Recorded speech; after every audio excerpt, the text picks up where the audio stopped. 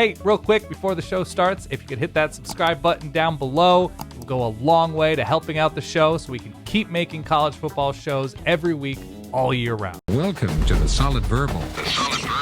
And now, Dan and Ty. Dan Rubenstein, welcome back. Today is Big Ten Part. We've got Ohio State, Oregon, Indiana, Washington, Iowa, Nebraska, Wisconsin, Rutgers, and Purdue on the menu for today, good sir. Welcome back. How are you? I'm good. There's a lot of meat on this Big Ten bone today. Is there not? There is. There is. Very meaty today. Very meaty. All I ask is, because the episode in front of us has a number of teams that a lot of people are going to have a lot of opinions about: August, September, October, November, or your favorite month when we'll finally know more, December. December. That's right. Always. Do not, I trust everybody listening or watching, youtube.com/@solidverbal. Do not use anything we say against us should we not be fully 100% accurate in any of our very specific predictions. Is that fair to ask? By downloading, by playing Yes.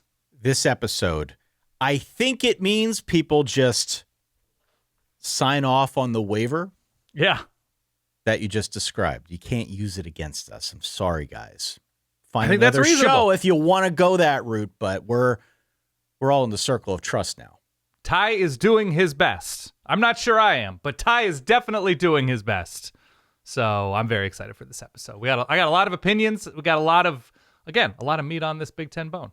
I don't even know if I'm trying my best on this episode with respect to that, because I was prepared to lead off this episode by announcing, I think, a rather significant promotion.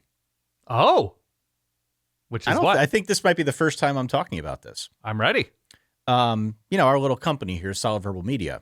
Mm-hmm. As of today, I've officially been promoted to Chief Colandrea Officer, Dan. Oh, nice. CCO? I'm the CCO now, yes. Was it somebody else before? Are you replacing somebody else that I didn't know about? Somebody in accounting or something? I think I've been informally the CCO for the last couple of years, but now we made it official. More of a corporate thing for anyone interested at home. Big Tony C, sure. As I said, we got 9 teams today. It's a big conference. Go back and listen to part 1 if you are at all interested in how we stack these teams up against one another. Part 1, Dan, how would you, we got some questions about part 1. Yeah. How would you explain part 1 to the layman out there? Maybe just diving in and checking out the verbal for the first time. Part 1 is our 10,000, 20,000, 35,000 foot view, although we have, I think, pretty advanced telescopes from that plane, from that weather balloon, wherever we're looking down from. And so, yeah, it's what's new with the conference, what's new with teams, what schedules are looking like, who misses whom, new players coming in of note across, new coaches coming in across the conference, and which teams seem to be intriguing to us and why. I mean, that episode did an hour 45 or so? Yeah. So 18 teams, a lot of thoughts, even though we kind of went into every team and our thoughts about every team. This, I hope, is the first part of a more granular look at each team about who is scratching our specific Wisconsin itches. Also, if you have a Wisconsin itch, there are over-the-counter remedies. Right. But I suggest you go see a physician to get, maybe something stronger. But yeah, you know what I'm saying, Ty. We're going a little bit more specific with these programs. Our thoughts, our hopes, our dreams, our concerns. Yeah, part 1, we rank them according to tiers, which teams we like, which schedules we like, how we stack them up. On today's episode and the one to follow, part 2 and 3, as you said, we dive into each of these 18 teams, and we start with half of the conference today. We purposely structured this episode so that we could talk about Ohio State, Oregon, and Indiana side by side by side. And the reason that favorites, yeah. The 3 presumed favorites in the conference. And the reason that we did that, notably, is because if you go back and listen to part 1, we didn't give a prediction. We didn't give a prediction for what we thought the conference title game was going to be. We didn't give you a prediction for who we thought was going to win the conference. Today, I thought could be a better opportunity to do that because, as you said, it's going to be a little bit more granular. Going to zoom in a little bit more. Going to talk about these three teams. Maybe there will be other teams that we want to put in that conference title game. If you feel differently, if you want to go that route, for sure, let us know. solidverbal@gmail.com. Of course, after you hit follow or subscribe, we'd love to have you with us here in the Verbaler the full way through. But Ohio State, Oregon, and Indiana. Why don't we start with Indiana, Dan? We've got into this habit of starting with the conference champion, in this case, the national champion, Indiana Hoosiers, which still kind of feels unnatural to say, but nonetheless, here we are. They project 5th in Bill Connolly's SP+. Curt Cignetti brings back same coordinators, had a top 10 portal class. It is not really a question at this point as to whether or not this is a real thing. We're not asking the same questions about Indiana that we asked 2 years ago. I think now the question is, can the infrastructure that he has built up in a very short period of time absorb the loss of someone like Fernando Mendoza and, frankly, stars that they had at every position, which I think is how he set it up on the last episode. So 16-0, a pretty good second season for Curt Cignetti. They ripped their way through the playoffs, beat 3 marquee opponents, and now here we are on the heels of all that. Boundless optimism, I would say, about Indiana, just in terms of where it's headed under Cignetti, but fairly significant questions about what it looks like now on the heels of that. Agree. And look, at this point, it's not a question of if Indiana can keep this up, but sort of on the margins. What do they look like as they keep this up? Are any of those close wins from last year not quite where they were last year when they had the greatest player in the history of their program and Fernando Mendoza at the helm? They also lose, I think, the quarterback's coach, right? Chandler Whitmer is gone, and Fernando Mendoza credited him with a good amount of development. Obviously, a ton went into Fernando Mendoza's development, not just a quarterback's coach in his final season / I think co-offensive coordinator. But yeah, the question now is, if we're all agreeing that Curt Cignetti and the job he's done is an all-time effort, it's okay, it's year 3. Things are a little bit different in terms of roster construction and where they attacked the portal, but the continuity is there with coordinators and a number of players who have been big-time contributors these past couple of seasons, especially last year, their national championship season. So now it is, okay, with a lot more expectations, a much bigger spotlight, a schedule that looks to be decently challenging, but not overwhelming because they don't, I believe, play anybody of note in the non-conference portion of their schedule. What do they look like in a larger fishbowl when there's a ton of attention on Indiana and the sport and the sort of Big Ten SEC-ification of it all, that Indiana was looked at as sort of a referendum on continued Big Ten strength last season? Now the question is, with major holes to fill, can we pencil Curt Cignetti in as a coach that we can count on to win double-digit games year in and year out? 3 quarterbacks in 3 years. The quality beef on the defensive line is now at least, or excuse me, not the quality beef, but along the edge in the pass rush is a major question. Some of the star power on that defense is gone. What does the replacement look like after building a national champion? We've seen it happen successfully at a number of places. There's no reason to think Curt Cignetti can't do it. But what does it look like and how quickly does it take shape? Yeah, and I mean, this sort of goes back to what I said when I introduced Indiana like 5 minutes ago. Yeah. The question after 2024 was that a fluke? Are they going to come back down to earth? The question after 2025, obviously win the national championship, you answer a bunch of questions, but it just is really striking to me how quickly we have moved on from are they a fluke to, okay, how do the new players fit the scheme? Right. There's just like a lot that we panned over there in a very short period of time. In my lifetime as a sports fan, I was trying to think before we hit go here, is there another example of moving that quickly from are they a fluke to, okay, well, how well do the players fit the scheme? I can't think of one. I mean, no, I think college football is just unique in the amount you can overhaul things year to year. The difference, and this is a sort of a broader question or topic, is when we've had Nick Saban teams reloading, when we've had Kirby Smart teams reloading, when we've had, Pete Carroll teams reloading, they're reloading with internal dudes, right? It's guys who were the 2s and 3s that were spot linebackers or number 5 receivers or, quarterbacks in mop-up duty or, the secondary coming in once they're already up 31. It's a little bit different when you are projecting out dudes you haven't coached before, which is when you look at the edges that they brought in, when you look at where they might be in the secondary, when you look at where they might be at number 1 or number 2 receiver. That's the difference right now with Indiana. They're not necessarily solely reloading with dudes who are just like, oh yeah, we came in when we were down we were up 51 last year in the fourth quarter. That's at least the difference. And I think for a lot of coaches, I don't know, for Curt Cignetti, the added difficulty in getting back to the top back to back. So as you said, 2026 has given Curt Cignetti and Indiana a bunch of holes to plug.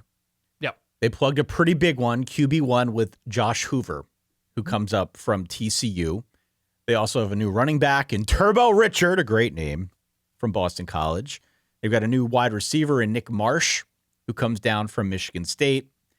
I think the Indiana line will again be very, very solid. For the moment, center is a little bit up in the air. I know how you feel about center. Yeah. For the moment, it's more a question of who is playing which role, but among the beef that they have up front, they're in good shape. I say quality, I say they're in good shape. So I'm not worried about that aspect of things. I think the risk, though, for college football fans is assuming that Indiana must certainly be worse because of everything that they lost from a year ago. Just one man's opinion here. I don't think they're going to be 16-0 again. But if it's a step back at all, it's very marginal. Right. Very marginal. This team is built in a very similar way as it was last season. I am especially interested in the passing game. Yeah. I think the passing game is going to be damn dangerous this year. I love their receivers. I love that they got Nick Marsh. Notre Dame wanted Nick Marsh. He didn't even visit Notre Dame. He went to Indiana and just committed kind of right away. He's a physically imposing receiver. He's not a burner, but he is quick. I think he's sort of like their high volume guy, maybe the trusted hand that Josh Hoover is going to have out wide. The guy I really like is Charlie Becker. I think Charlie Becker out wide is going to scare the crap out of teams. Remember, this is a guy who only had 6 catches through the first 8 games of last season, but then came on late, sort of emerged as like a bona fide deep threat. I think he is going to give teams fits. And I also think that Omar Cooper Jr. slot role, though it isn't fully defined, like there's a guy, Tyler Morris, who had a really good spring. There are some other names that could slot in there. But if you were wondering, if you were hoping that maybe Indiana would take a step back on that front, I don't think that's going to happen, at least not in the passing game. There is a question about Josh Hoover and some of his, let's say, I don't know, willingness to turn the ball over. As or Sonny take Dykes unnecessary chances, sure. Take chances, right? It's sort of well-known territory at this point, 31 starts, 42 turnovers. But I just really like the way that they have surrounded him with what I think is a good line. To my eye, looks like it's going to be a very good receiver room, a deep receiver room. And if they can hit on these running backs and provide a little bit more balance, suddenly Josh Hoover is not on TCU or he's having to go out there and play some hero ball in order to win. Right. Suddenly he's got a much better defense that is like helping support the effort as well. So provided all of these things work, even if they don't work as well as they did a year ago, if they just work as well as it appears that they will on paper, I think they're going to be just fine. I don't think that this is like a situation where we're going to see a massive step back. No, I don't think there's going to be a massive step back at all. A couple questions if he's turning the ball over against a Big 12 schedule, all due respect to the Big 12, throwing into some of the defenses that seem to be more talented, and if he's in the playoff, which I suspect Indiana will be in the playoff, it's a different animal, right? That if he's a little bit too careless, I imagine he's going to be less careless this season. I think he's going to get better coaching. I think the system, I mean, he had good coaching at TCU. He was a good quarterback at TCU. but I think maybe it's going to be more specific, and he'll be put in a better position to make smart choices. It's also going to be more balanced. And I pulled this stat out just because I was curious, but just for context, Josh Hoover had 413 passing attempts last season in 12 games. That's 34 more than Fernando Mendoza had in 16 games. So it was certainly an offense at TCU that relied a lot more on the arm of Josh Hoover than what we saw at Indiana with Fernando Mendoza, which was a lot more balanced, which I think, if you ask Curt Cignetti, if you give him truth serum, what's your offense? He still wants to try and build it around the rushing attack. This year, again, Turbo Richard, Kobe Martin will be back again for Indiana. So I think they've got names up, and certainly along the line that will give them a push in the ground or on the ground as well. I feel pretty good about the balance of this offense and what it could mean for Josh Hoover. Yeah, I mean, Charlie Becker and Nick Marsh is a good case to be made that they have two number one receivers. So he'll be put in a position to succeed, especially going downfield and winning some of those 50-50 balls. I'm curious about the Riley Nowakowski thing of him not being there, right? That where they are at tight end. He was sort of an unspoken or an unheralded glue type player for this Indiana team last year. Tight end, H-back, a little fullback type look. Right. And he was a great safety valve for Fernando Mendoza when he needed it. And so I wonder where they're going to be without, and he was maybe a 6th, 7th year type player last year, the Wisconsin transfer.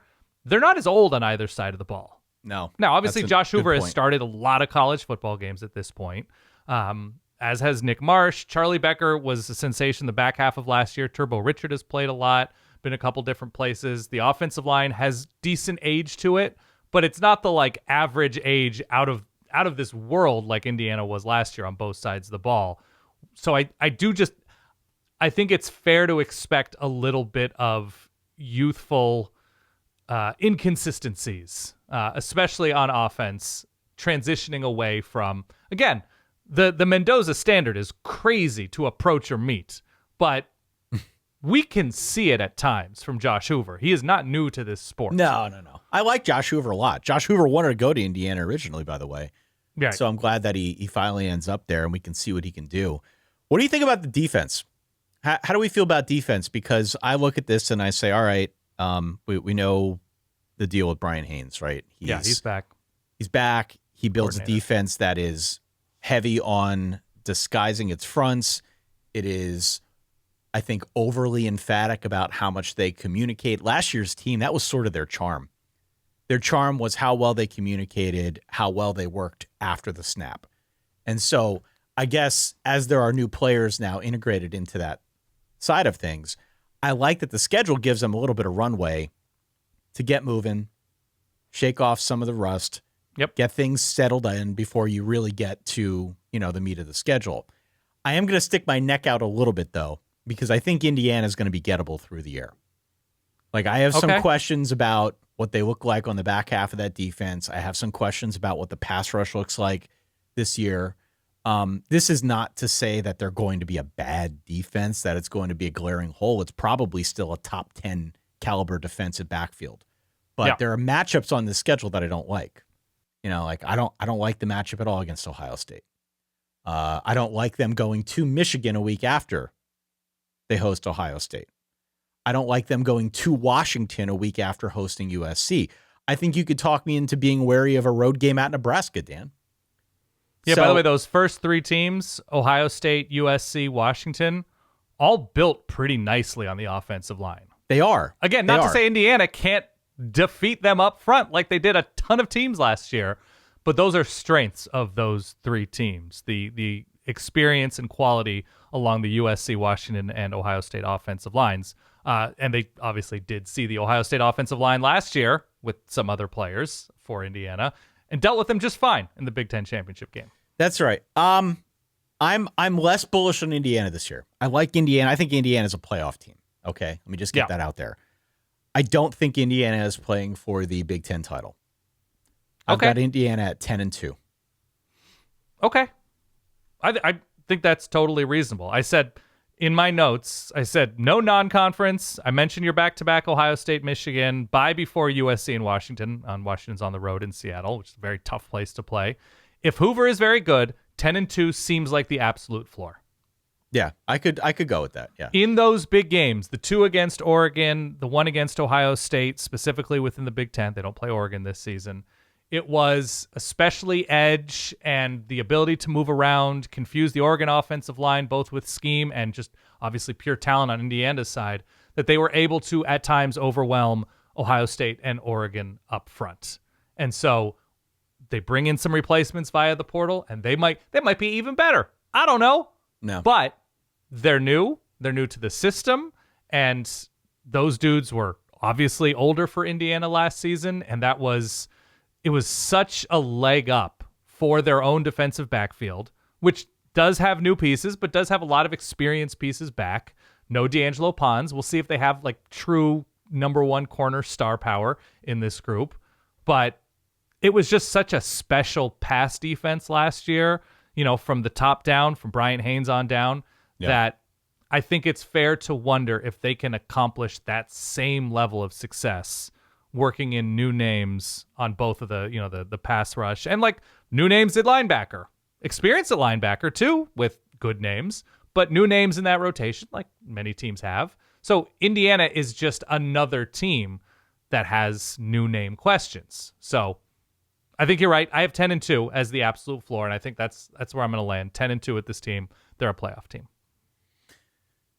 Indiana knocked off Ohio State in the Big Ten title last season. Ohio State finished 12-2. They lost that game in the Big Ten championship 13-10, a low-scoring affair against Indiana.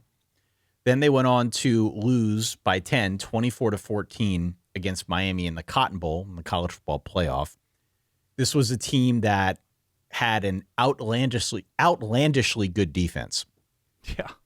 My favorite stat about the defense comes from our friend Brett over at Pick 6, who noted that Ohio State did not allow a first-half touchdown until their 8th game of last season, which is crazy. That is a crazy stat, Brett.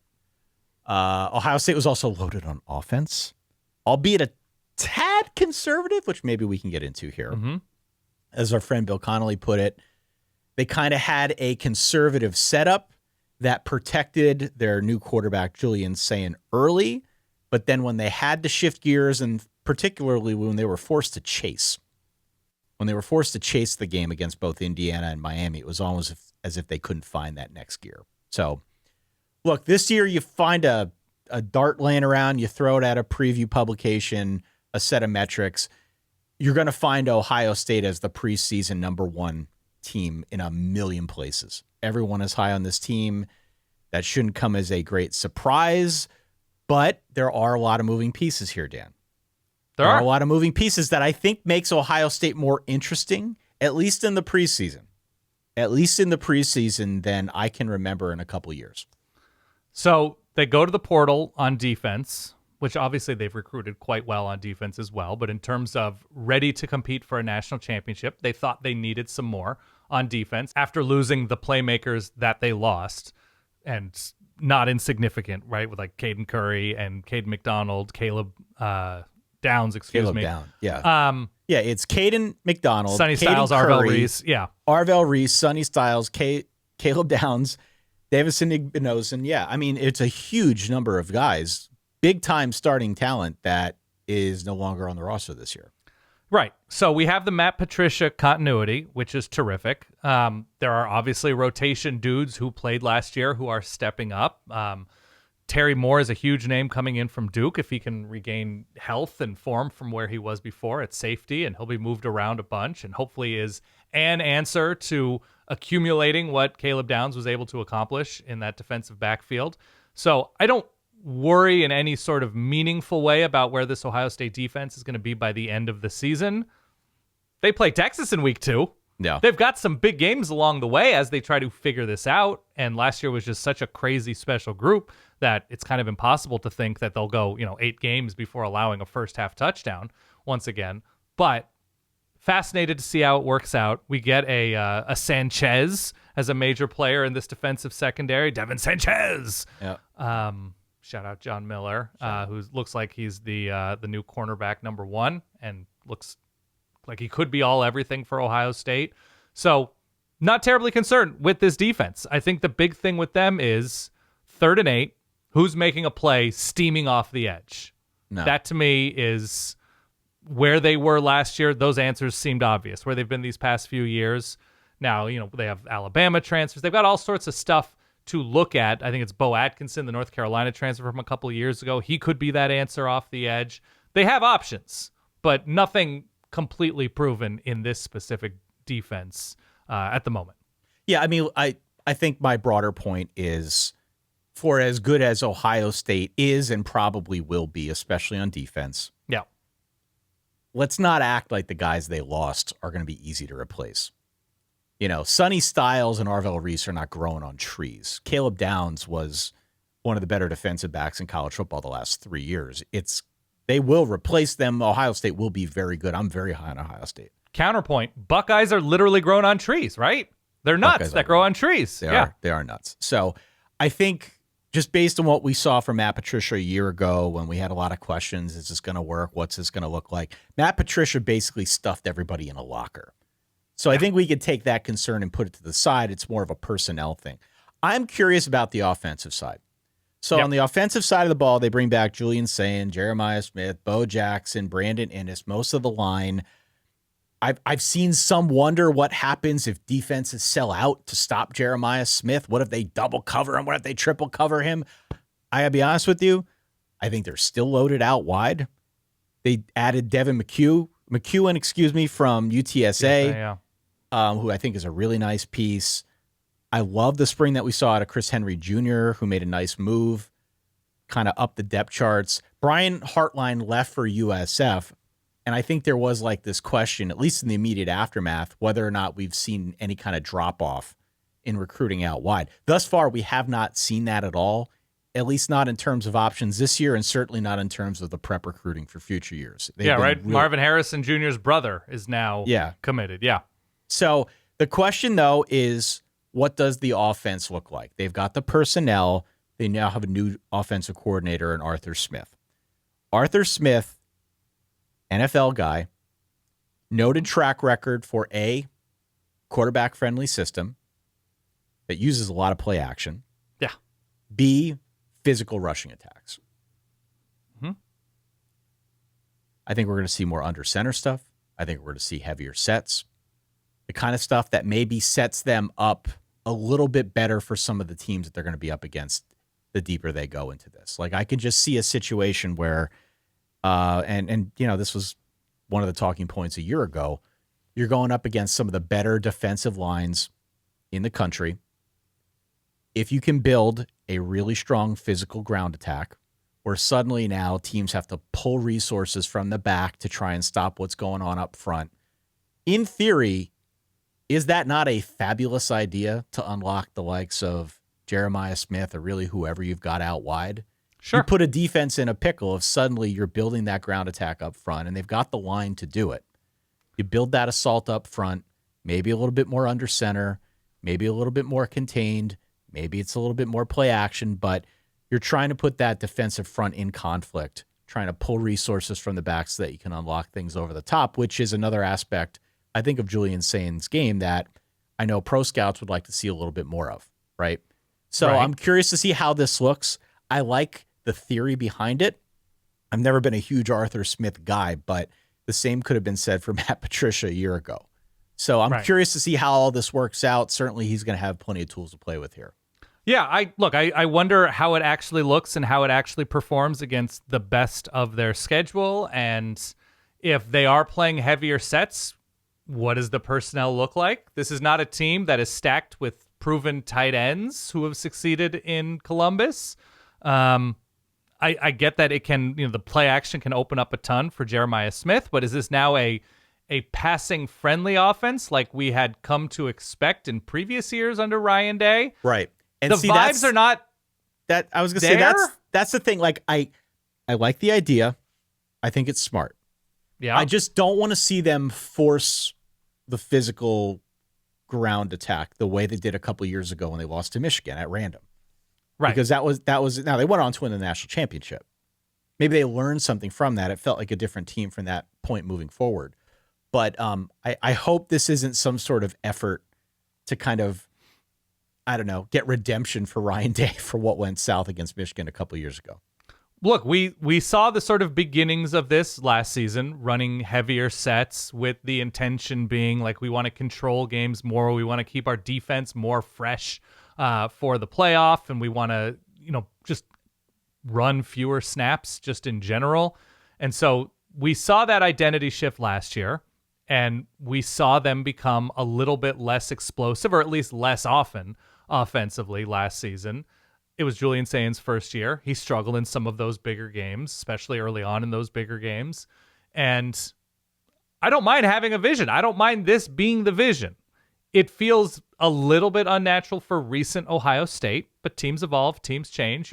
You're sort of building teams for your opponents. So Ohio State absolutely has essentially Indiana, Oregon, and December, January in mind with how they are building this team out. I think there is probably a step back from where they were under Chip Kelly to where they now are under Arthur Smith in terms of game planning and variability and familiarity with, college defenses, but could be wrong. I don't know. I don't think their talent at receiver is as deep and high end in terms of proven quality as we've seen from previous Ohio State teams. Look, the transfers may work out swimmingly. Chris Henry Jr., the 5-star all-everything freshman, might work out swimmingly right away. It's not as obvious an answer in 2026 as it's felt like in years past. And maybe Brandon Innes steps into that spot. It's all possible. But it's what Cortez Hankton is the new receiving coach. Yep. There's just a lot new happening at the same time. If offensive line isn't a question in terms of floor, in terms of quality, but like how do they respond to the best of this sport come December or January? A lot of those same offensive linemen are there. I think they'll improve. I think they'll continue to develop. And I think we'll end up not really looking at this offensive line as big a question as where they were in December, January last season. But it's a lot at the same time. That's why I say they're interesting. They're nothing if not interesting. And then you layer on top of it the schedule. Which is brutal. The schedule's brutal. The schedule is a major talking point with Ohio State. They play 6 preseason top 22 opponents per the SP Plus, at Texas, at Iowa, at Indiana, at USC, and then home against both Oregon and Michigan if you look through the schedule. As such, their over-under is 9.5, Dan. Wild. Which feels very uncomfortable to me. That feels uncomfortable, and I get it. There are a lot of really good teams on the schedule. I personally find it very hard to believe that they're going 9-3. They'll be tested. But I think this is an 11-1 team with a loss somewhere along the way that gets into the Big Ten championship game. Yeah, I've gone back and forth. I think they're no worse than 10-2. I would take the over.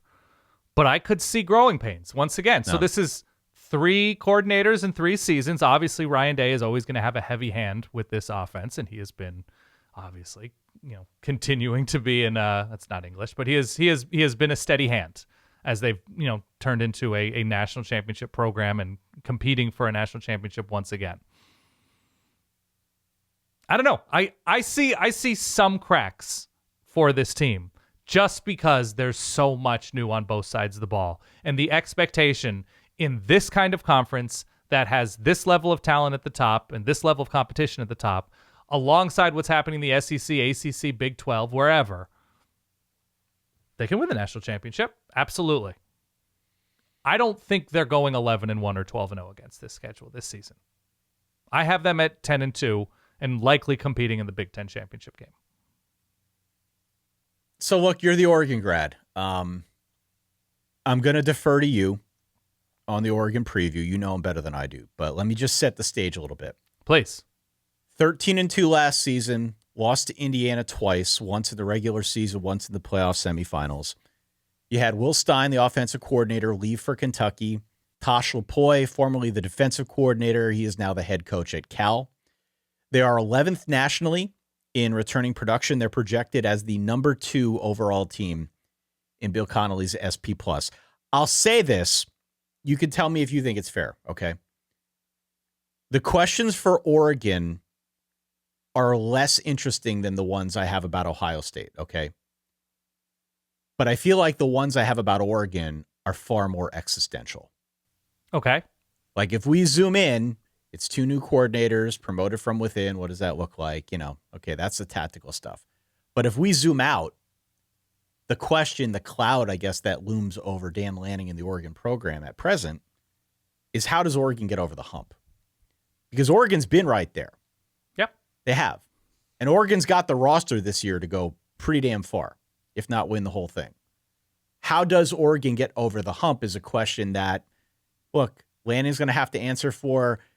Plenty of people throughout the history of sports have had to answer for this one. It's always the elusive question that at some point the greats have to answer. And that's where I think Oregon finds itself now as we go into 2026, which is why I say it's existential. How do you get past that, Dan? What is the answer? Has Dan Lanning found an answer? It's a great question. I wish I could just plainly and simply tell you. To me right now, it is if Dante Moore, along with new offensive coordinator, internal promotion, Drew Maringer, are on the same page, and Dante Moore develops, and they just look flawless on 3rd and 7s, and are constantly getting to 3rd and 1s, and are dictating things, and are able to build up enough leads to build up depth on offense, with younger receivers or running backs or whatever. They should be in a special place. I think it would be very nice if Oregon's coordinators weren't also head coaches as they game plan for big playoff games. That would be nice. Right. But Oregon also lost to Indiana during the regular season in kind of embarrassing fashion in that 4th quarter. They were overwhelmed. So what's the difference in getting over the top?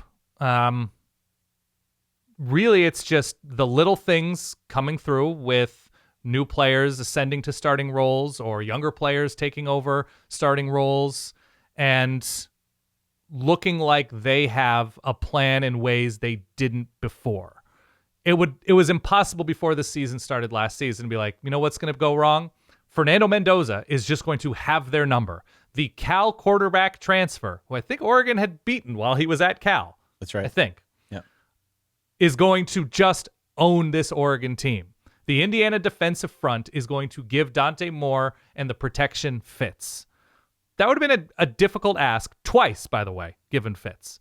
So they've exclusively lost to excellent teams these past 3 years under Dan Lanning.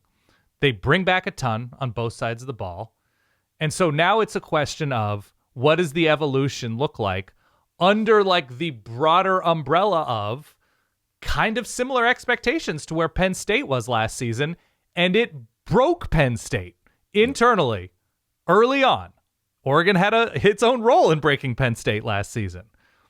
This is championship or bust. You pay the entire defensive line to come back. You have the experience in the secondary. You bring in somebody like Coy Parrish to take over at safety. The young corners who showed out very impressively last year are back. They pay to retain basically everywhere important along the starting 11s on both sides of the ball. It sends a clear message of anything less than a national championship in 2026 is coming up short. Whereas, yes, they took that step forward and made the Final Four last season before losing to Indiana. But when you look across this sport, there's no other team that brings back last year's accomplishment combined with this year's promise, right? You can say like, oh, Texas looks great with what they're bringing back. I don't believe they played in a playoff game last year. Is that correct? That's correct. So Texas's next step with Arch Manning as a quarterback with a lot of these players is making and winning a game or two in the playoff, even though they themselves have national championship expectations. So Oregon is what looks to be the best defensive line in the country.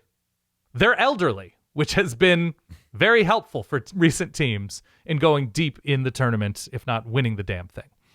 So you can't really look at Oregon and say, this is a back-breaking weakness. Well, the linebackers aren't as good as other teams' linebackers, but they're okay. Jerry Mixon's pretty good. They replace, this receiver or that receiver. Well, they bring back one of the best receivers in the country when healthy in Evan Stewart, who looks to be fully healthy, next to DeCorian Moore, who also looks like a number one receiver. They bring in a 5-star receiver, a couple 5-star receivers. They lose Kenyon Sadiq. They might have the best tight end in the sport in Jamari Johnson. They lose their tackles. Their tackles were kind of looked at as their weak point along the offensive line last year, and they have experienced dudes who are probably stepping in, maybe even a true freshman stepping in at right tackle if things break a certain way. But this is a stacked team. The schedule is not perfect, but it's fine. I mean, there are 3.5 games of this thing that scare me. They're at USC week 4. They're at Ohio State week 10. Week 10 again, please. Huge.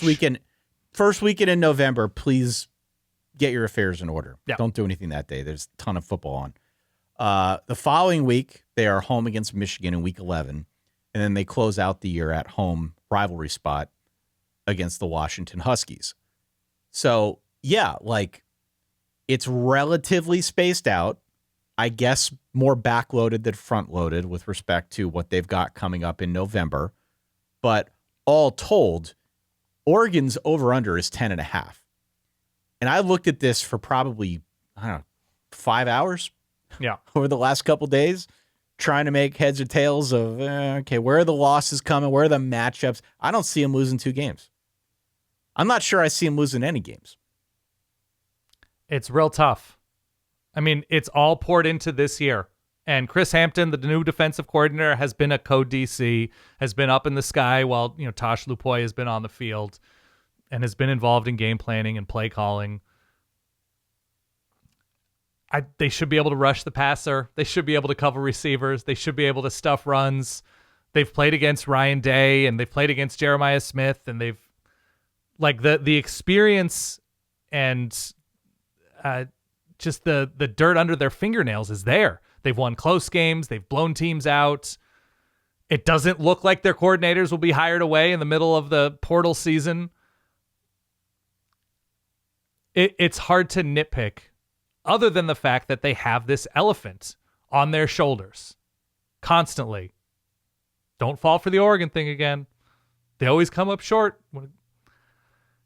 It's not a season in which there is an obvious team who has also done what they've done in retaining the talent that they've retained. So, other than my own skepticism and having my own heart broken in January's, I think they're competing for the Big Ten championship. I do. I think they are the Big Ten title. And they don't have to play Indiana during the regular season. Yeah, so there's that. I think they are the Big Ten champions. I've got them 12-0 winning the title. Okay. 13-0. In the Big Ten, yeah. So I guess 13-0. We'll talk about the playoff and all that stuff a little bit later on. It's kind of hard to project out who is playing whom. But with respect to the Big Ten, yeah, I've got Oregon over Ohio State. Okay. I'm not there. I think I'm going to take. Then who do you have winning Big Ten? It's tough to say because Indiana misses Oregon and Oregon misses Indiana. Ohio State gets both, correct? Right. And there's nobody else I feel confident in on that level. Oregon gets Ohio State on the road during the regular season. I guess push comes to shove. I think Oregon goes 11-1, and I guess I'm going to flip it and say, yeah, Oregon's going to win the Big Ten championship. Maybe get revenge on Ohio State after losing that game in Columbus. I do think it comes down to those 3 teams. We will talk about USC on our next episode. That was another one of these squads that you and I sort of kicked around a fair amount trying to figure out, all right, where do they slot in? How high can they go? Another situation where you've got a team with a brutal schedule. But I just, sometimes the easiest answer is the right answer. And it feels to me, just in looking at these teams with what is new, with what is changing, Ohio State's got the defense. Indiana's got a ton new that they're trying to replace and piece together. I think both teams will be outstanding. I think both of those squads will be in the playoff. But Oregon just has the fewest variables to me. They do. I mean, there's the offensive line thing gives me a little bit of pause. 2 new tackles once again and a new guard. But there's a certain benefit of the doubt that they've earned up front that I can't linger on it too much because I think they're going to be able to overcome, game plan around whatever. I didn't even mention Jordan Davison and De'Aaron Hill's name in the backfield. Right. They're deep there. They're deep at receiver. We'll see what, tight end 2 looks like, right? Those are the questions now with Oregon. So I just, okay. It just feels like it's all pointing to 2026 for them. Speaking of Jordan Davison Davison had 16 rushing touchdowns a year ago. He was tied in the Big Ten with Jonah Coleman and Katron Allen. I should say 15 touchdowns because the guy who actually had 16 was one by the name of Mark Gronowski over at Iowa, Dan. My guy, Mark Gronowski. Yep. I went on our show. I might have gone on Josh Pate's show. I don't remember when exactly we talked about it. But I think I made the prediction that Mark Gronowski would be the best Iowa quarterback since Brad Banks. Yeah. Were you right? I don't think we quite made it there. I don't think you hit that. He did get 16 rushing touchdowns. He got a little bit better over the course of the year, for sure. By the second half, yeah. When he started running more. Iowa was very, very Iowa last season. They went 9-4. They beat Vandy in a bowl game. All 4 of their regular season losses came to ranked opponents by a combined 15 points. They were tied or leading in the final 2 minutes in 3 of those. And Iowa also blew a 14-point lead in another. So it bears repeating. This is Iowa. It does not need to be pretty. It just needs to work. They have lived by that mantra. Last year, it almost worked a little bit better. But this is very much the philosophy of one Kirk Ferentz. So as we go now into 2026, my view of Iowa, which is certainly not as high as yours, it is just not. I know that out of the chute here, off the bat. I view them as a top 25 caliber team, but I am not nearly as bullish as I know you're about to profess here. So, you've been talking them up potentially as 10-2 on the fringes of the playoff conversation. I also like their schedule, but I think there's just way too much out there pointing in the direction of regression than some sort of playoff thing. That's where I'm at. I like Iowa a good deal. Look, they return at least a couple of decent pieces along the offensive line. I never am really terribly worried about Kirk Ferentz offensive lines. Those dudes tend to develop and tend to be fine. I like where they're at running back. We'll see at receiver. Obviously, the huge question that is hanging over this offense is where they go at quarterback, what that means for how this offense accommodates two kind of different skill sets. Hank Brown's bigger and more of a pocket passer. Jeremy Huklinski's smaller. He was at Wake Forest briefly, and he's more about playmaking and improvising and the smaller guy. From an entertainment standpoint. Yeah. From an entertainment standpoint, Iowa fan, not an Iowa fan, Jeremy Huklinski is your improv guy. Yes. He's more mobile, uses weird arm angles, probably a lot more fun just as a Saturday viewing product. Right. It does depend where you look, though, in terms of who's quote-unquote ahead at the moment. This strikes me as one of those QB battles that might go a few weeks into the season if it's not settled overwhelmingly beforehand. And even if they decide to go with Hank Brown, I think there are probably some sets for Huklinski, just given, like you said, he's smaller, he's more mobile, different kind of player altogether. So I could see them finding a way to incorporate him, even if he's not QB1 when camp breaks. Yeah, look, if whoever that quarterback is, if there's any way to generate, I know we say this annually, any sort of pop on this offense downfield, could be to a tight end. They've got a nice tight end room. Could be to receivers. They've got an improving receiving room. But if there's any way to get any more pop out of this room, you talk about those close games, you talk about the blown leads, you talk about the struggles and doing different things on offense when those things are needed. And obviously they're trying to play to a certain identity, protect their defense to whatever extent.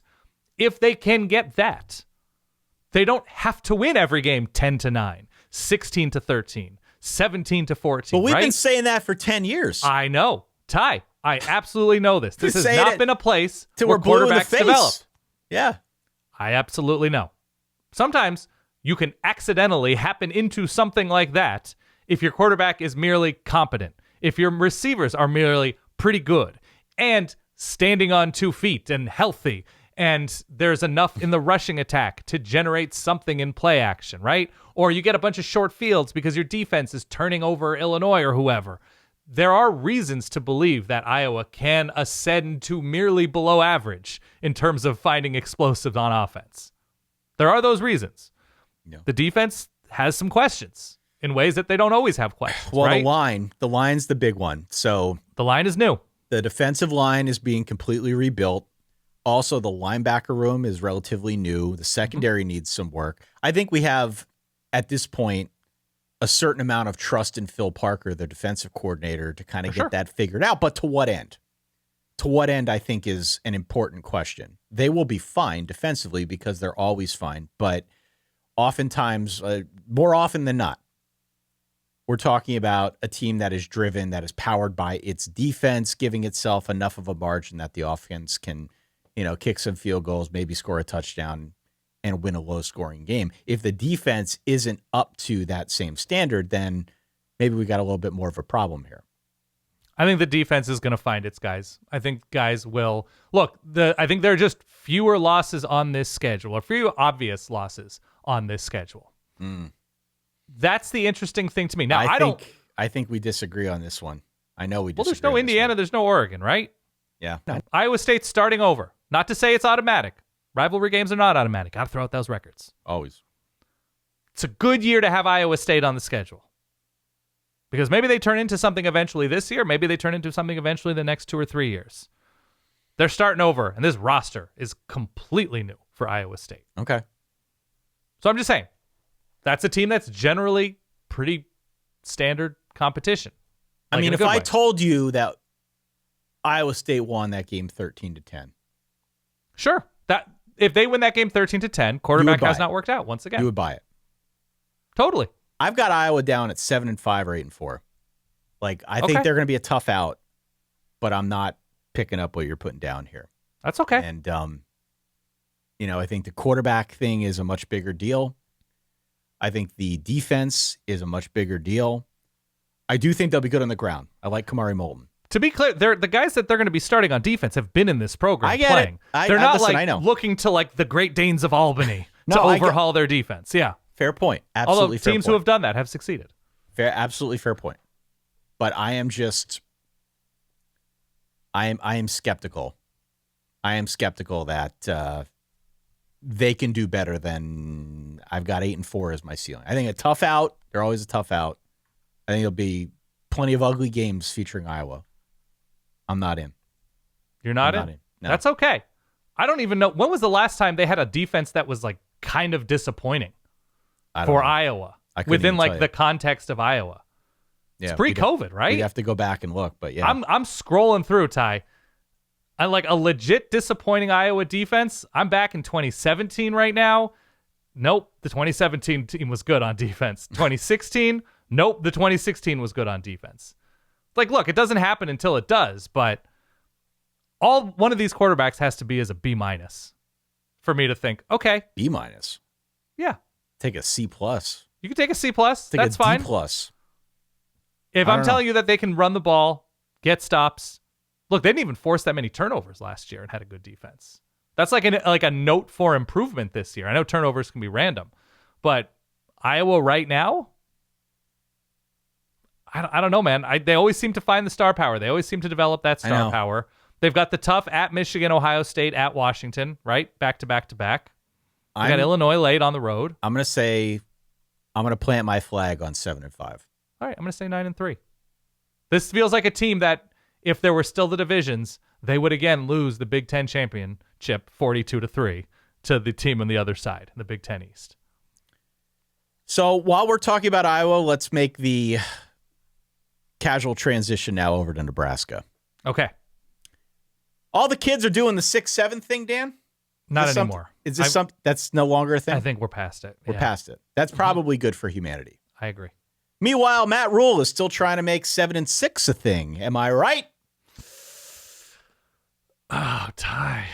Am I right? Come on. I don't think he's trying to get to 7-6. I think he has higher aspirations.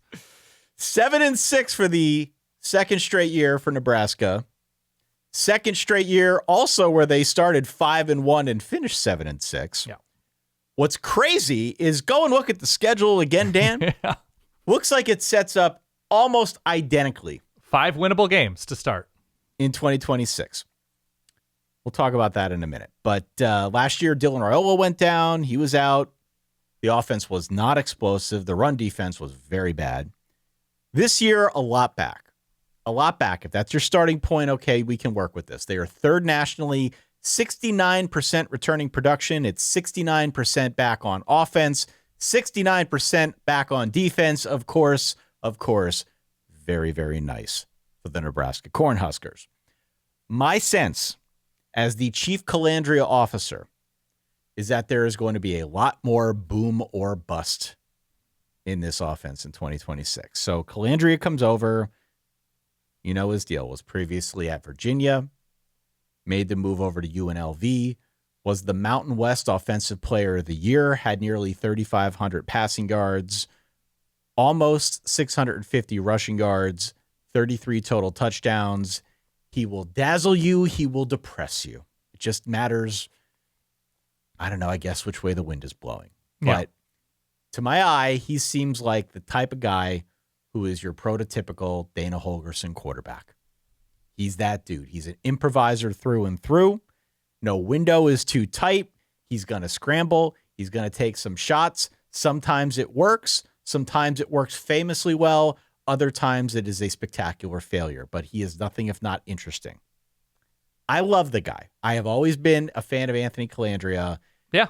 I think part of his charm, part of his magic is the exact reason that you might be a little skeptical, right? Like the best of him is fabulous. The worst of him can be like head scratching, but I love the fact that he is paired with Dana Holgorsen, and I think they can do some really fun things together.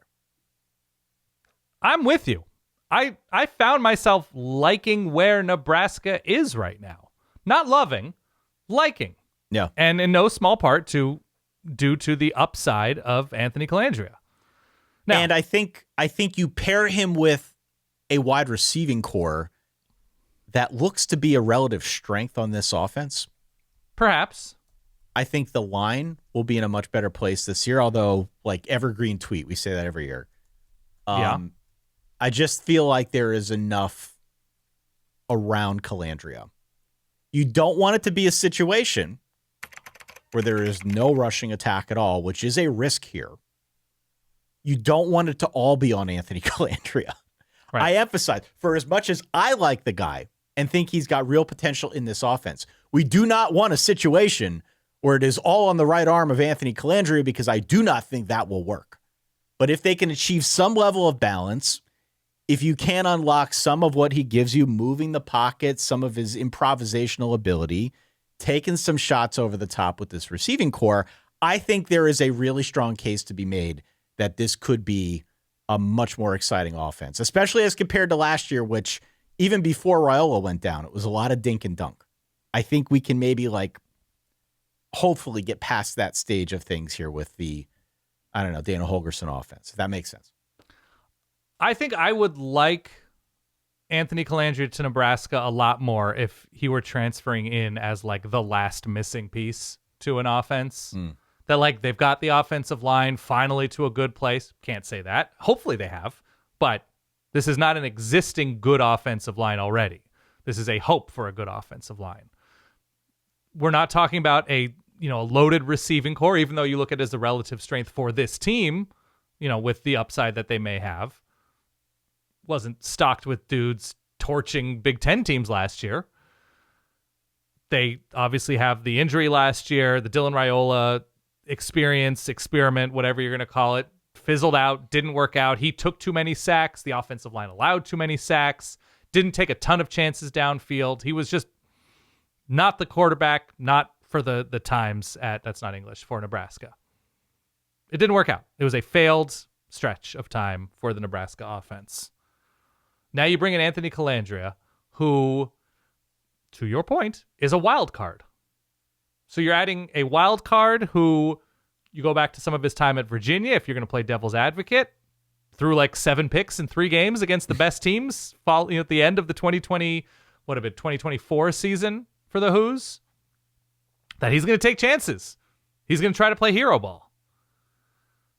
I don't love that for this Nebraska offense, one that ran the ball really well last year. They just couldn't protect quarterback. I think there will be signs of brilliance, and then there will be signs of what the hell boom or bust.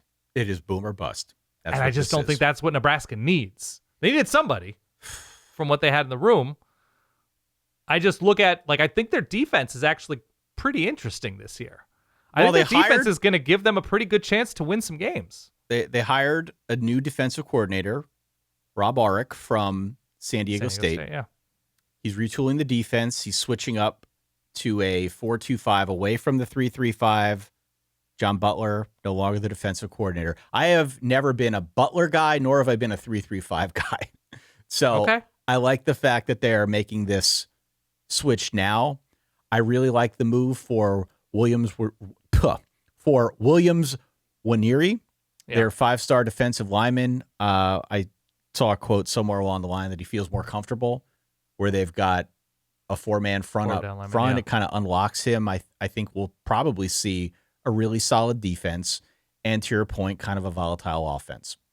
And I don't think they have the depth on defense. I don't think they can weather too much on defense. But I think the guys that they'll be putting out there, if health is reasonable, that they should be able to get off the field. Now, a lot is on that defensive line to stuff anything on the ground, which they couldn't do last year. That's job one. But if they're merely okay against the run, I think there's talent against the pass. Schedule's real hefty in the back end. Well, they missed Michigan, USC, and Penn State, but they have 5 preseason SP Plus top 25 opponents in Ohio State, who's 1, Oregon, who's 2, Indiana, who's 3, in addition to Washington at 21 and Iowa at 22. You can throw Illinois in there. They're like a top 30 caliber team as well. So this is not an easy stretch. Not at all. And by the way, it's Ohio State, Iowa back-to-back, and it's short week road before Iowa. That's right. They play Iowa in Iowa City on, I think it's the Friday of Thanksgiving weekend. I think this is a 7-5 or 8-4 team. I'd be willing to go as high as 9-3, but I would need a few drinks in me before I'm willing to go 9-3. Yeah. By the way, didn't Anthony Colandrea finish his year out losing to Ohio in a bowl game? He did. And they open with Iowa? Yeah. Am I getting all of this correct? Right. 17-10. He did not have a nice day against the Bobcats. I think there's a good shot we have another they started 5-0. They're number 23 and they finished 7-5. I'm worried about the Hero Ball. I'm worried about that because I don't know what they're going to look like on the ground. I feel like they really need a running back to step up and give them some balance. The line will be okay. The line will be fine. But unless they have some element of balance, I am fearful of what that means for this offense. If he's playing hero ball and they don't have any semblance of a ground game to try and offset, they're going 5-7. It's a 5-7 team if it's all on Colandrea, who I like, but you're right, is a wild card. They got to try and prune some of those thorns. I don't know how you do it if you're Dana Holgorsen, but to my eye, the best way to do it is to give them a little bit of balance. I think that unlocks the offense. I'm pretty high on this team, generally speaking, but I have some reservations about what that might look like if we don't see any kind of ground game emerge. Look, if you're going to say in those final 7 weeks that you feel best about them going on the road and beating Rutgers, right? If that's that game, right? I think that's what you would assume. Yeah. You look at those final 7, you're like, I feel best about them traveling across the country to play in New Jersey in November. It's not great. I think it's absolutely on the board of them starting 5-0 and finishing 5-7. Wow. Okay. Washington went 9-4 last year. It was Jedd Fisch's second year. I think they were better than a lot of people realized. Yeah. They did have a bit of a scare in the offseason when LSU came sniffing around Damon Williams Jr. It was a weird situation. As we discussed in part 1, Jedd Fisch compared it to a player demanding a trade and then it not working out and amending back with the same team that he's been with. So kind of turned into a big nothing burger. I watched Media Day. Was there any kind of tension? There was no tension. It's just whatever. Nothing to see here. I like Washington a lot this year. I've been calling them my pet team now for a few months. But important caveat. The important caveat is this is a maybe good, definitely unproven kind of team. An Sure. MGDU. Washington, Damon Williams. They had a very big game problem last year. 22 touchdowns, 2 interceptions in Washington's 9 wins, 3 touchdowns, 6 interceptions in their 4 losses, including a 3-interception game against Michigan. Against Ohio State, against Oregon, against Michigan, against Wisconsin, Washington averaged only 9.3 points per game and 4.3 yards per play. So there was a problem when they got to the better teams on that schedule. Now, Jedd Fisch is calling the offense, and we can discuss what that means. We can also discuss what it means to get Ryan Walter back in year 2. But I see this as a team with a lot of upside, a team with a lot of potential, but a team like, I don't want to say that they're budget Oregon. I don't kind of mean that in any derogatory way. Right. But just in the sense that we've got a question about how they perform in big games, Washington is also there. Agree.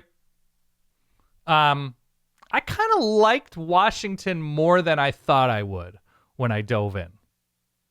I like Damon Williams. I like that receivers, skill position dudes tend to emerge out of Jedd Fisch offenses. Talked about this a little on part 1. I don't love where they are on like the inside of their defensive line. No.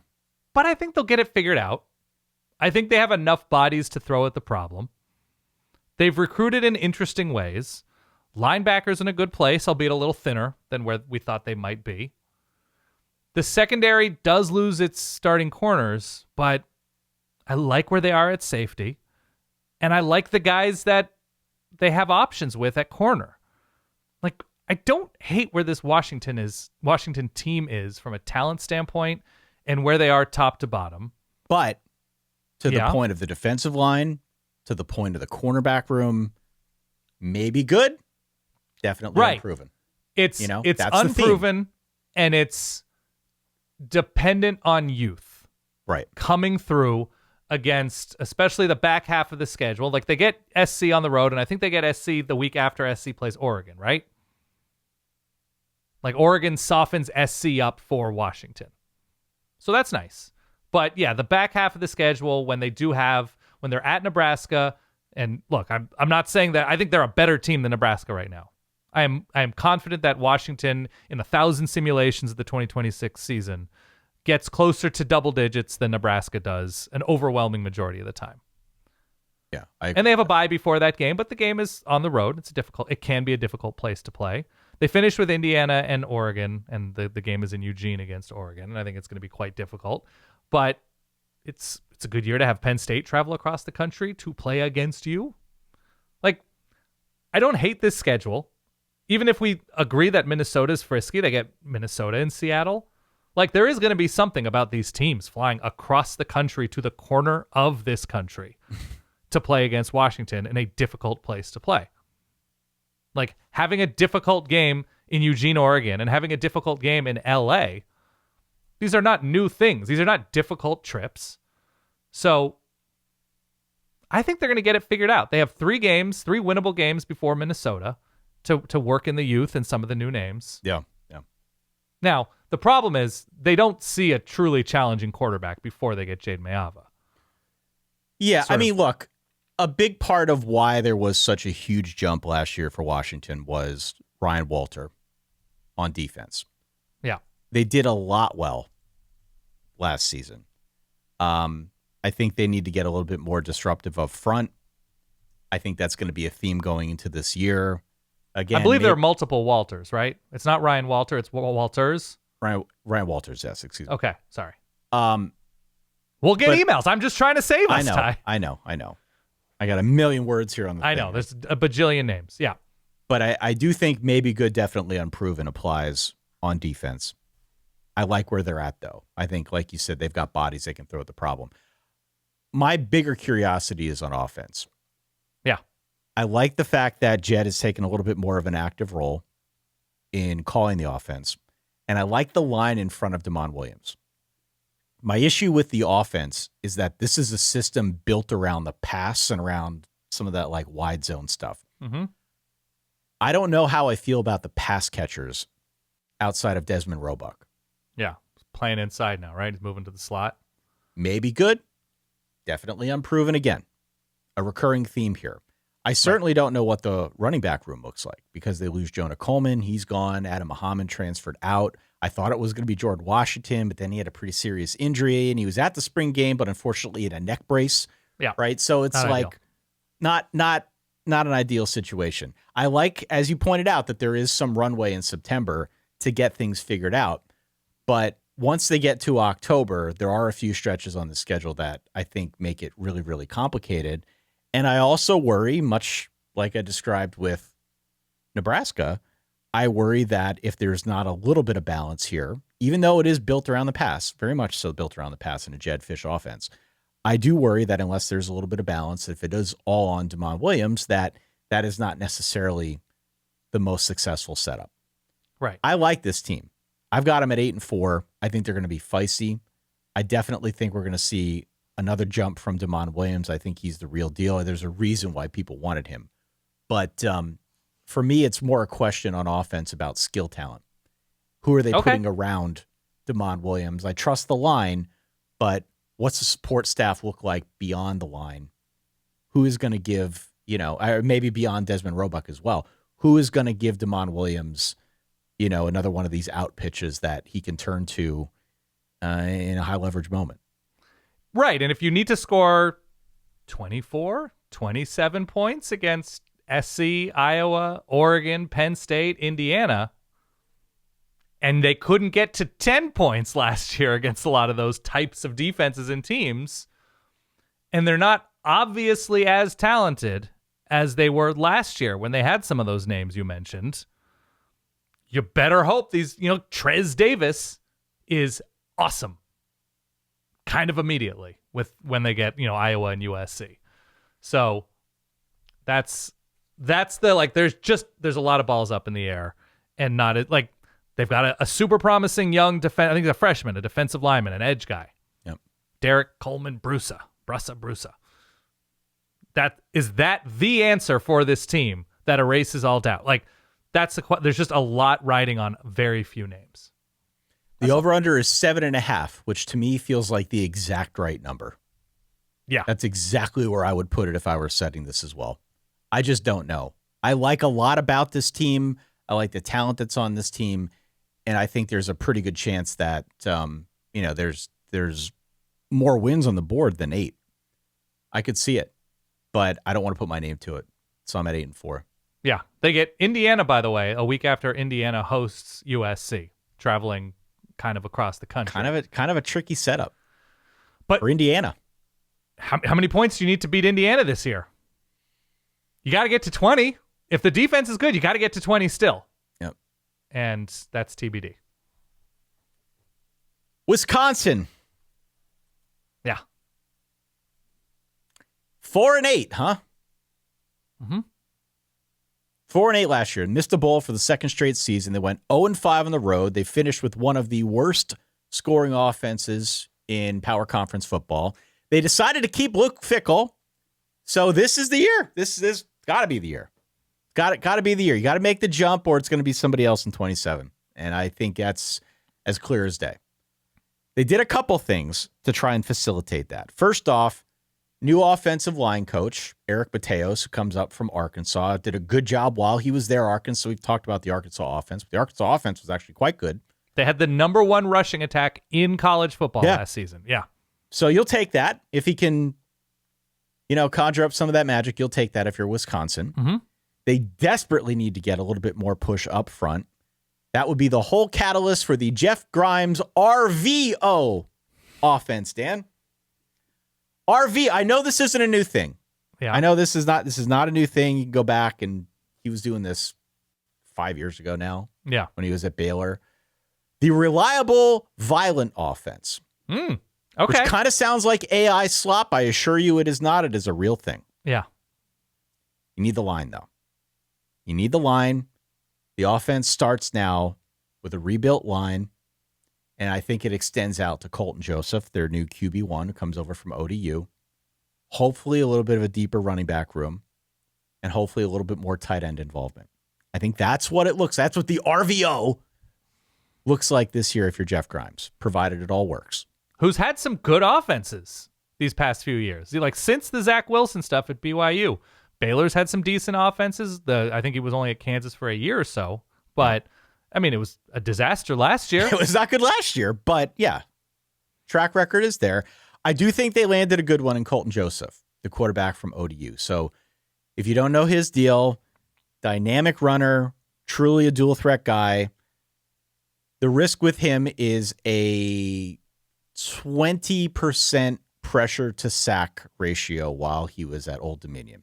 Right. What does that mean? That means for every 5 times he was pressured, he took 1 sack.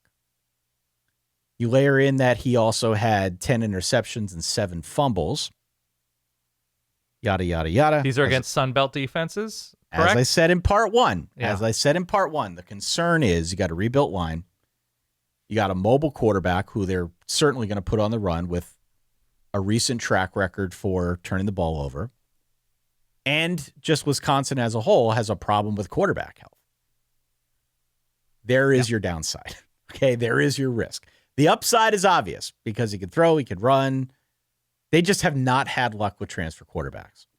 So what it looks like up front with that line, what it looks like with respect to can they also, like we've discussed with a couple teams here, can they also get a little bit of balance on the ground? That I think is going to be overwhelmingly important to whether or not this project takes flight now with Colton Joseph at the helm. There are pieces to this team, even pieces to this offense, that I could squint and see working. But I have to squint. But I like the hires. I like the transfers on the offensive line. I like that I can kind of see what they're going for. Yep. I like that they know they probably, if they get anything out of receiver, it's a bonus. There's so much unknown at receiver. They're like, okay, let's lock in on running the ball, tight end, the athleticism of Colton Joseph, figure out how to put him in a position to succeed, both arms and legs, whatever, limit turnovers. They're not going to be bombing it down the field. They're not going to be running the air raid like they had been trying to do previously. Do you remember that? I remember talking about that with you. And if we were Tanner like, Mordecai didn't get hurt, I like Tanner Mordecai. I did like Tanner Mordecai. But I like that they're going in a very specific direction with this wing and a prayer, I guess. The defense, we'll see. I think there are terrific pieces on this defense, especially up front. Maybe not along the defensive line, but edge and linebacker. They front are kind seven. of reassembling themselves, you know. Right. At least like that middle of the defense at linebacker, and maybe, you know, they line them up at edge rusher or something. I'm fine with Wisconsin taking a step forward, but what does that actually mean for Luke Fickell? Well, what does that actually mean for this program? Like, are we putting in all this money, all this effort, all of these transfers for Wisconsin, who finally has some breathing room on a schedule, which, by the way, also starts at Lambeau Field against Notre Dame? Like, they still have to travel to Penn State in, I think, the first month of the season. They're traveling across the country to a UCLA team, but that might be more realized by the time they play. And then follow that up with SC, following that up at Iowa. And then the schedule opens up some more. But you're saying to yourself, okay, are they putting in this much effort into a year where they don't have, Ohio State, Oregon, or Indiana? But they do have Notre Dame, so they do have a playoff team in there. All this effort for 7-5, 8-4 to fully max out? I don't know. That's where I'm at with them. What's their number? What's their win the cutoff number? What's no, I'm asking you. What is it, like 6.5? Here for Wisconsin right now? Yeah, right now Wisconsin's at 6.5. Yeah. I think I have them at 7-5. I think they're a bowl team. If they win a bowl, does 8-5 say, okay, we're going in the right direction, let's keep spending? Wisconsin should never be a 7-5 program, in my mind. My history with them. It was a different Big Ten. It's a different time. What's the cutoff for Luke Fickell keeping his job? How many wins? I just don't think you can put this much money and effort into a program and not win 8 games. So you think 8 wins. Yeah. 8-4. 7-5 isn't good enough. I don't think so. 7-5 would be progress, though. It would be progress. But again, we're all shaped by how much better teams can get quickly. It depends, I guess, who the 7 are. I also think it depends who else is out there. Sure. It depends who else is out there on the coaching carousel, because part of the reason why, and I believe this, I don't think Wisconsin made the move a year ago is because it was a very crowded field.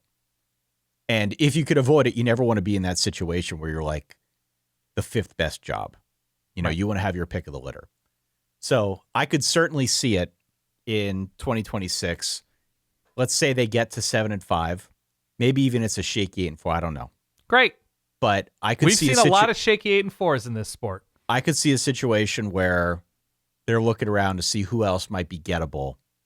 And because I don't expect it to be as active a cycle in the coaching carousel, Wisconsin makes a move, even if they do a little bit better than they have in past years. I could see them making that move simply because they've got, better options with respect to where they go next. Okay. I've got them at 7-5 again, just like you do. I'm at 7-5. I could see anywhere between 6-6 and 8-4, but I'm going to go 7-5. I'll go right in the middle. All right. We agree. All right, we got 2 more teams, Dan. We got Rutgers. We got Purdue. Which to you is more interesting? Rutgers. Absolutely. Why? Rutgers. Why? I don't know. Like, there is something about a Greg Schiano team making wholesale changes on defense, going extreme in the portal, hiring a new coordinator, a history of Greg Schiano teams figuring out defense, and finally taking a really interesting step forward on offense last year that maybe I have a soft spot. Maybe I'm rooting for him. Maybe I just liked watching Antoine Raymond last season as he came on, and the receivers, both receivers under the Greek Freak. I don't know. That Rutgers, a feisty Rutgers to me is not out of reach. Rutgers went 5-7 last year. The offense produced a 3,000-yard passer, a 1,000-yard rusher, and a 1,000-yard receiver for the first time together since 2007. So it felt as if there was some progress on that side of the ball. But on the other side, on defense, Rutgers was terrible. They were 95th in defensive SP+, 136th, dead last in explosive plays allowed, second from the bottom in sacks. A bunch of numbers here that I could list off that all prove that they were really, really bad on defense. And then to boot, they had 4 blown second half leads. They had 3 of those blown in the fourth quarter alone. They also had a late interception after a really good first half against Iowa. They botched a shotgun snap before they missed a field goal in a 3-point loss to Minnesota. And they had a scoop and score in that Penn State game on a play-action fumble that tipped the balance of that one as well. So you can kind of see it a couple different ways, depending on your point of view on the Rutgers side. On offense, definitely meaningful improvement. On defense, it was horrible. But then somewhere in between, you had these moments. Often football is a game of moments. These moments that went against Rutgers and no doubt contributed to a 5-7 season. I agree. I think there's life there. I think I'm choosing to look at the competitive nature of some of those games, their schedule this season, combined with, look, if they get something from quarterback once again, a reclamation project, it might be Dylan Lonergan at quarterback. Yep. I still like the skill talent. Their schedule is situationally kind of interesting. I don't know how much you've looked at their slate this year. I've got it in front of me, yeah. So they get SC before SC's tear of difficulty. Yep. And they host SC. SC has to fly to New Jersey before SC hosts Oregon and Washington before they themselves go back to the East Coast to play Penn State. Yep. Okay, so there's that element to them. When you look at the potentially winnable games for Rutgers on this schedule, they have Maryland on the road, but it's a week before then. Maryland has Ohio State on the road. Right. Northwestern has something brutal, I believe, around it. Yeah, Northwestern right after it has Oregon, Iowa, Ohio State, right after they host Rutgers. Yeah.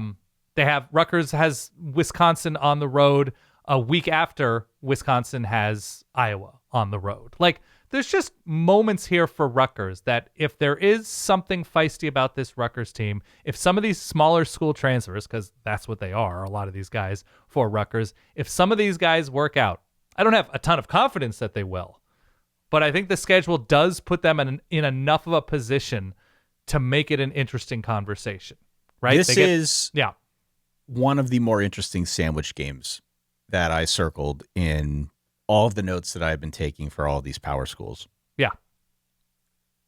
Michigan Wolverines. Okay. Agree. Michigan Wolverines come off of a bye. They host Penn State. They host Indiana. Back-to-back weeks.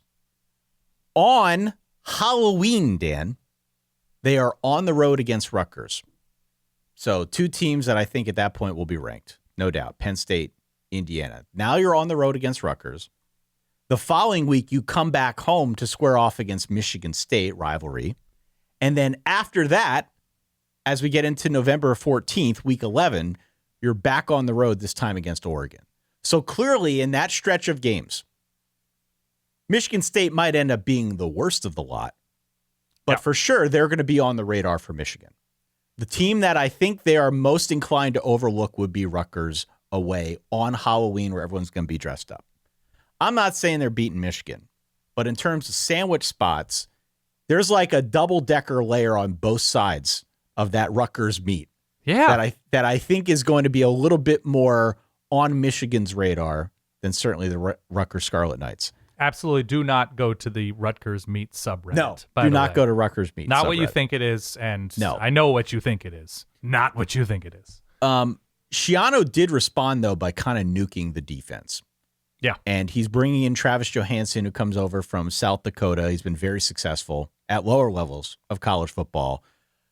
It's an open question as to whether or not a contingent of FCS and G6 transfers are going to hold up against the likes of USC and Indiana and Penn State and all the teams we just described. But he's at least trying something different, and he's at least turning to a guy who's had some success, albeit at a much different level of college football. So I agree with you. I also think, like, to your point, Antoine Raymond at running back is a really interesting piece. KJ Duff out wide is a monster. Mm-hmm. If they can get any kind of consistency at quarterback, presumably from Dylan Lonergan, who played a season ago at Boston College, has some Power 4 experience.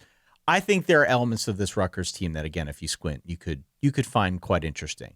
I'm just not sure what the ceiling looks like for these guys. It's a bowl. It's 6-6, 7-5. It's 6-6 and 7-5. The over/under is 4.5. So I've got them. It's a drive for 6 situation for sure. Yeah, I've got them at 5-7. I have 6-6. Okay. their winnable games are set up nicely, right? Getting BC, I think BC's on the road. UMass that finished with Michigan State a week after Michigan State, I believe, hosts Oregon again. So Oregon softening up another opponent for Rutgers. They got to steal one. If they want to get to a bowl, they're going to need to steal one of those games. It doesn't look obvious to me who that team's going to be. But I do think that, at least on offense, there's enough talent there to be interesting. It's just, can they get any better on defense? Look, Rocco Becht knows a lot of things. He doesn't know Rutgers. Okay. Fair enough. Let's close this out then with Purdue. Purdue last season. Oof. New coach, a lot of new players. 2-10, 0-9 in conference. This year they got 4 new starters along the offensive line. But they also want to lean a little heavier into the run game. So see how that works. Don't know. Kevin Kane is back now as their defensive coordinator. He was with Purdue, then he spent a year away with Minnesota. Kevin Kane is a havoc guy. Kevin Kane wants to dial up pressure. He wants to create sacks. He wants to create TFLs. He wants to try and change the game. Again, can you do it with the talent here? I don't. Would it be T's FL? I don't know. I guess tackles for loss. But I don't know if it's TFL is self-contained enough. Okay. Good either way. TFL's my thing. Yeah. I think that they will be better just in terms of talent on the roster. I think there is clearly more depth on this Purdue side. I also think it's going to take a minute. I still think this is very much a work in progress. I'm not crazy about Ryan Brown, but at least there's some continuity on the offensive side at quarterback. But I don't know what the receiving room looks like. I think they had a huge problem with just in general offensive efficiency a year ago. That's probably going to rear its ugly head at some point here before long. I guess for me, it's really a matter of, is another year of Ryan Brown and some depth around him and maybe a renewed focus on trying to run the football going to be enough for them to take some meaningful step forward? I'm leery on that. Yeah, and obviously always having Indiana on the schedule, at least for the foreseeable future while Kurt Cignetti's there, is not going to be terribly pleasant.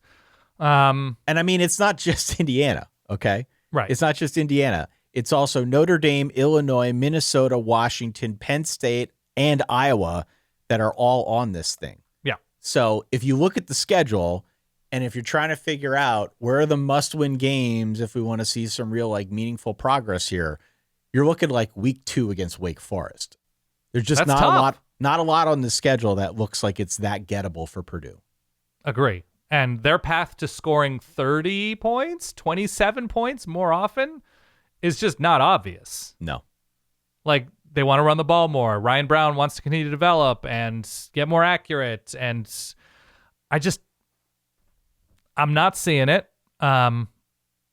I like the pressure they were able to get a little bit on quarterbacks last season. I like how for stretches, 2-3 quarters at times, they were looking competitive against some of the better teams they played.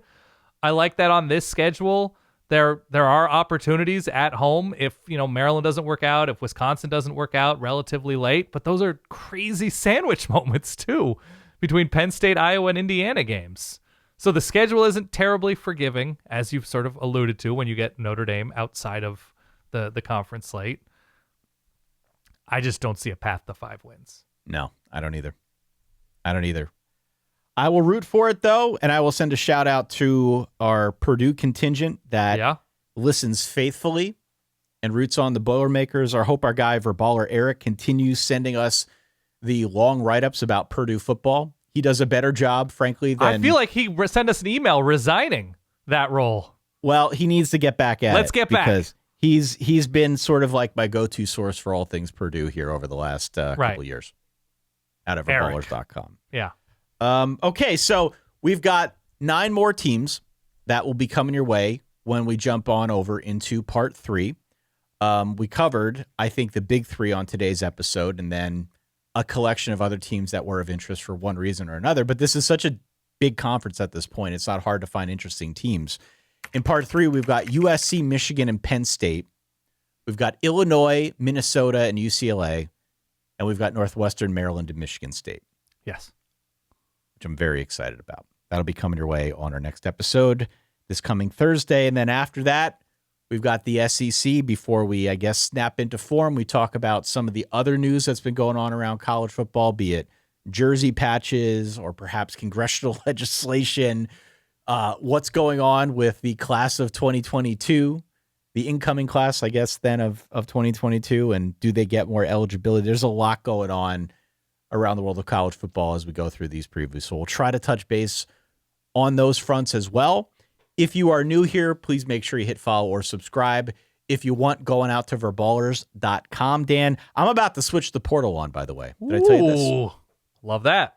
I'm going to switch the portal on this week. So at time of recording, it's not done officially yet. I'll probably be making a post out on Patreon at verballers.com giving people a little bit more details about what they can expect and how they can get in and check it out.